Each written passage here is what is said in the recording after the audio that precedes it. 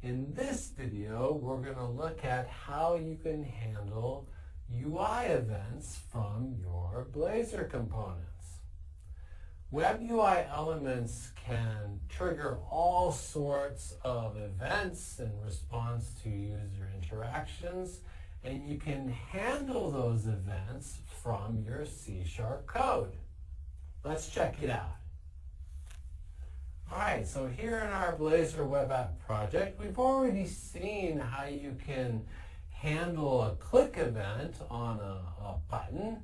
In our counter component, we've got this button, and we can see that over here we're wiring up an event handler for the on-click event with our increment count method, which is defined below in the code block.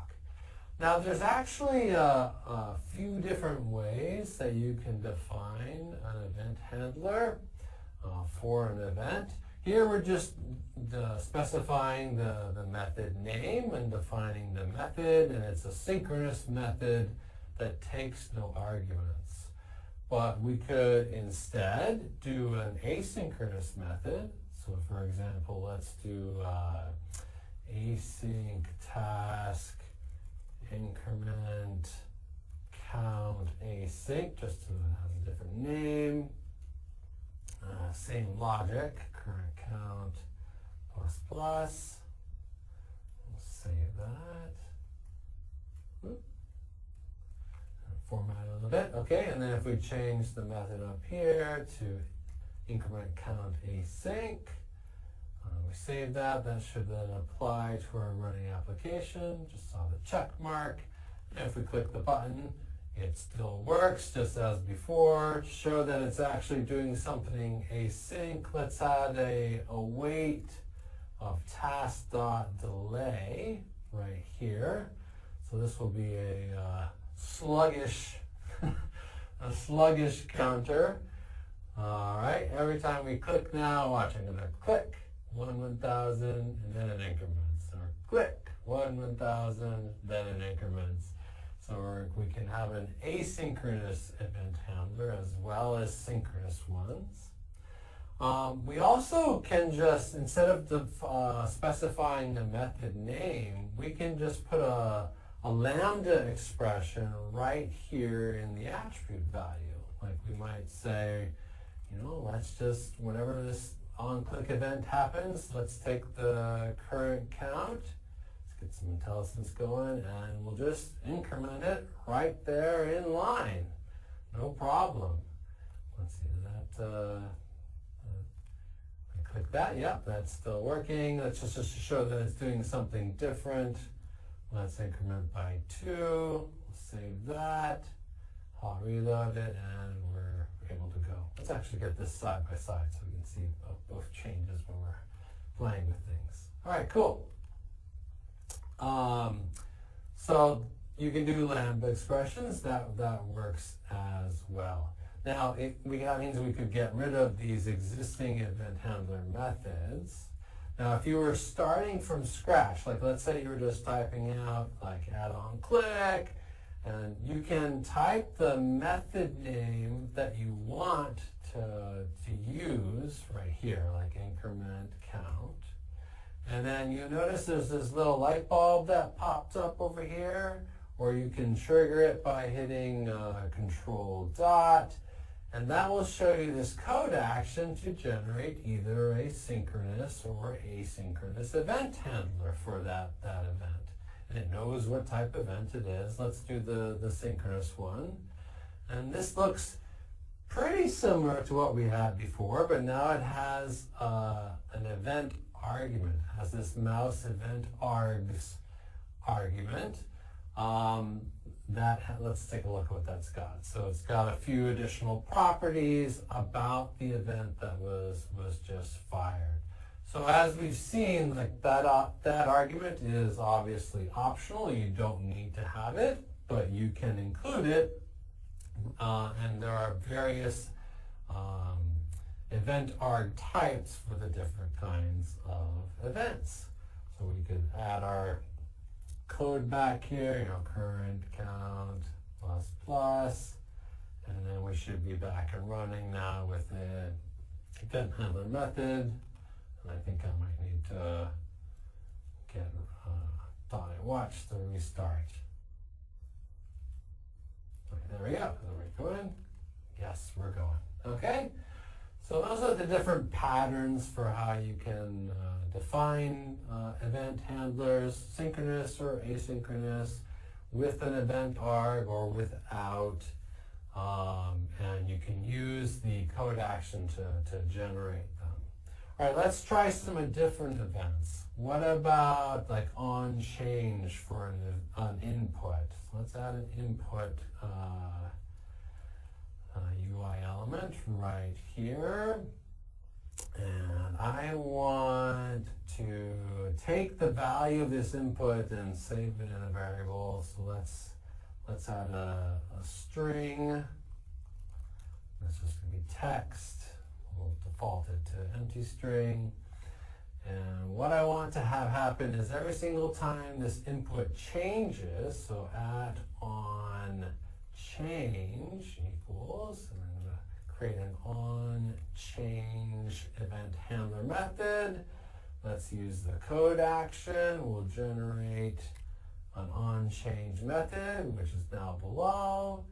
And then we should be able to take the text variable that is defined above, and we want to get now the value of that input, and we can use the event arg to do that. So if we go and look at the event arg, there is a value property that we can use to get its current value. Now, the type of that value property is like just an object. I want it as a string. I know it's going to be a string because this is a text input, so I'm just going to go ahead and cast it to a string and let Visual Studio know that it's not going to be null. Okay, so we can do that. And so now, to show that that's working, let's render the value of the text variable below and save that. Let's see what that looks like. Okay, our formatting doesn't look great. Let me just fix that real quick. Let's put a little div around our input.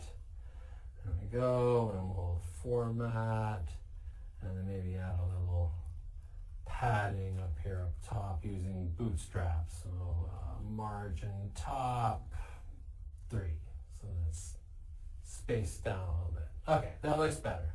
So now if I type in this input, ABC, nothing happens yet, but if I tab away, change the focus, that on change event fires, which then calls my event handler, and which gets the value of the input, sets it to the variable, and the component renders, and we see the value of the input rendered below. So notice that Blazor will automatically re-render the component after our UI event has been handled. That's just something it does as sort of a heuristic. It assumes if you're wired up to an event handler, something's probably changed and the component needs to re-render. Okay, that's cool. What if we want this to actually update though, like every single time I type? Well, we can do that as well. Let's go back to our input, and instead of doing on change, let's do on input, which will fire every single time we type. We probably want to rename this method. I can do that by hitting F2, and then it brings up the rename refactoring. So on input, and that should rename it below, and it does. All right, save that. And now as I type, you can see that the text value is being updated with every keystroke. All right, cool. So that's on change and on input. Let's do one more. Let's do a div here below. Let's do another div. And inside this div, I want to render some text. So let's define another string variable, div text, I guess. And by default, this is going to be mouse out. And you'll see why in just a second. Gives you a little hint what events we're going to handle. And I'm going to render that text inside the div text, just like that. And let's give the div some color just so that we can see it. So I'm going to put a little inline style right here just because I'm lazy. Background color, ND, background color, let's make it, I don't know, light blue. Good, and then let's add a couple of events here. Let's do at on mouse over, okay, and we'll create an event handler for that. Mouse over, control dot to generate the event handler. Cool, there's mouse over. And in here, what we're going to do is we're going to change the div text to be mouse over so that we know the mouse is actually over. You know, it's getting a little verbose to have all these short little methods. You can see that there's a little code action here that's saying, hey, do you just want to use an expression body for this method? Ah, yeah, that's much nicer. Okay, so let's do that for all of these and make them a little tighter. It's a nice C# feature. Change these all to expression body functions so we don't need all those curly braces for these single expression methods. Okay, so that's the mouse over method. We'll want to do one more. Let's do at on, so we get multiple event handlers on this div. Mouse out. Okay, let's do mouse out for that one. Again, use our little code action, mouse out, and there it is. Okay, so for here, we'll set the div text to be mouse out, like we had set it as the default. Okay, change this to be an expression bodied method, and we should be good to go. Okay, so let's refresh the page. My color, did I mess up my color? Light blue. Okay, so now we've got this div that's got a light blue background. When I mouse over it, the text changes to mouse over. When I mouse out, the text changes to mouse out. And my input is still working. And yeah, so that's how you can handle events from Web UI elements. Okay, that's great.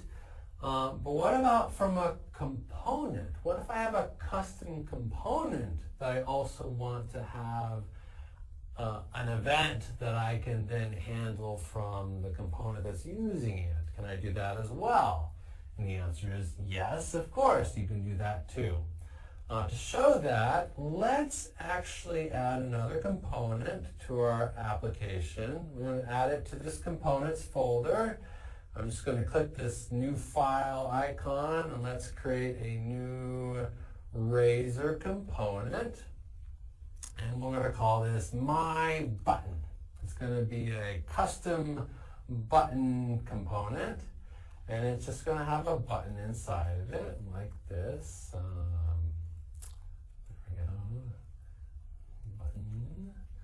And inside the button, I don't know, let's just say click me for now. We'll be like that, okay? And what we want to have happen is that every time this HTML button gets clicked, we want to raise an event so whoever's using my button knows that the button was clicked. How do we do that? Well, the way you do that is by defining a parameter for your component, and that parameter should be of type event callback.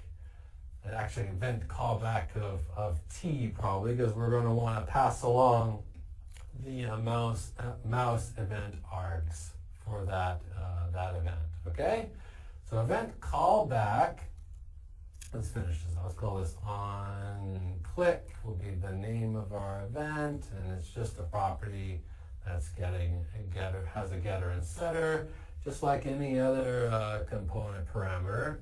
But because it's of type event callback, we can use all of the Blazor patterns for passing an event callback to my button, like a synchronous method, an asynchronous method, one that takes the argument or one that doesn't. Okay, so that's how you can have your own event for a component. Now we need to actually, fire this event, like raise it whenever the button gets clicked. So let's take care of that. So we should go onto our button and add @onClick. And this will be on, it's called something else, on button click. We already got something called onClick. And then we'll use our code action. Generate event handler on button click. This one I think I actually want it to be asynchronous. And I'll show you why in just a second. There we go. Let's have a little white space.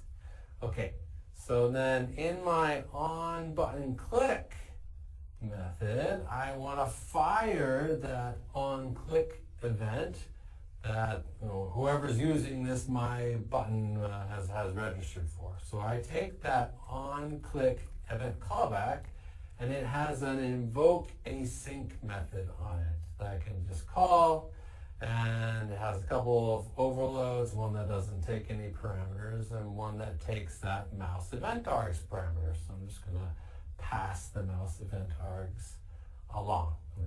This is an async method, so we can just return the task.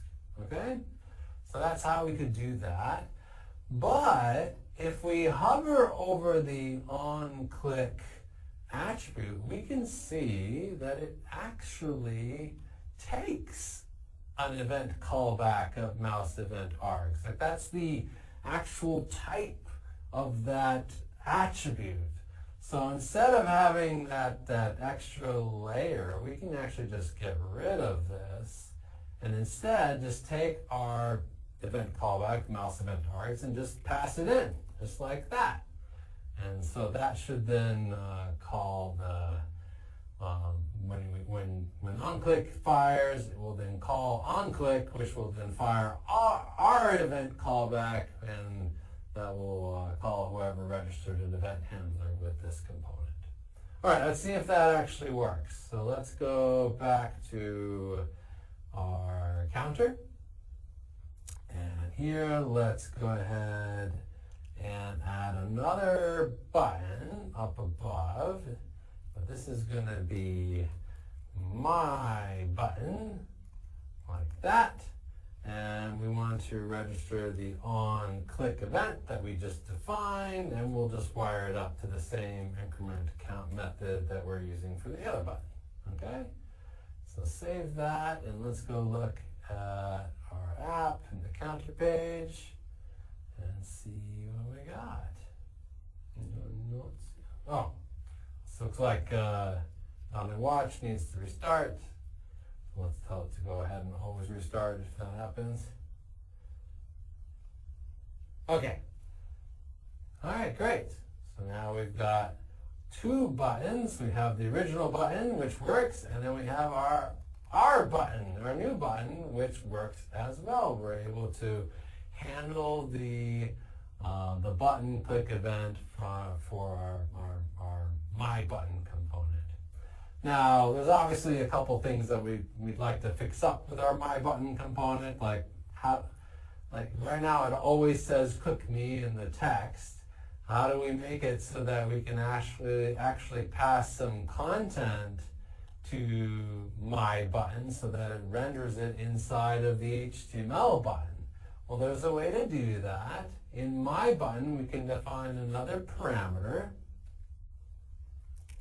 So another component parameter like this. And this one is going to be of type render fragment. So this is a special type. There it it's render fragment. And we're also going to give this parameter a special name. It's going to be called child content, and that's important because that's the name that signals to Blazor that this is going to be the capture the content of the my button component. The stuff in between the beginning tag and the end tag. And what a render fragment is, it's like capturing the chunk of Razor stuff that you put between the beginning and end tag of my button, and allows you to then render it someplace else. So I want to render this render fragment right here in our HTML button. So I'm just going to use syntax and then render the child content right in the HTML button. Now we've seen something similar to this before. Like remember when we were looking at layouts? We were looking at main layout and it had this body property.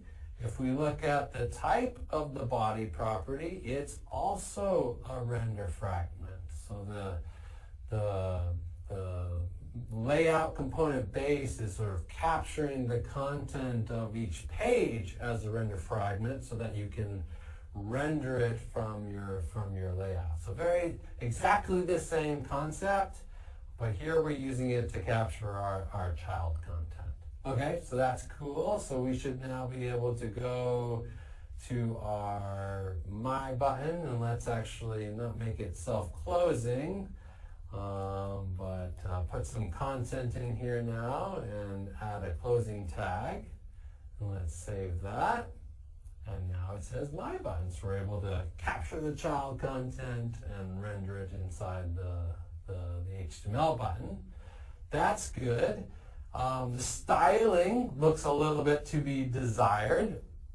Can I add like a class attribute right here and like put some bootstrap styling, button success, something like that. Let's go ahead and save that. Uh-oh, looks like we had an exception. No, object of type My button does not have a property matching the name class. So this is Blazor being strict about saying that, if you put an attribute on a component, I expect that to be a parameter, and I don't see a parameter named class on your My button component.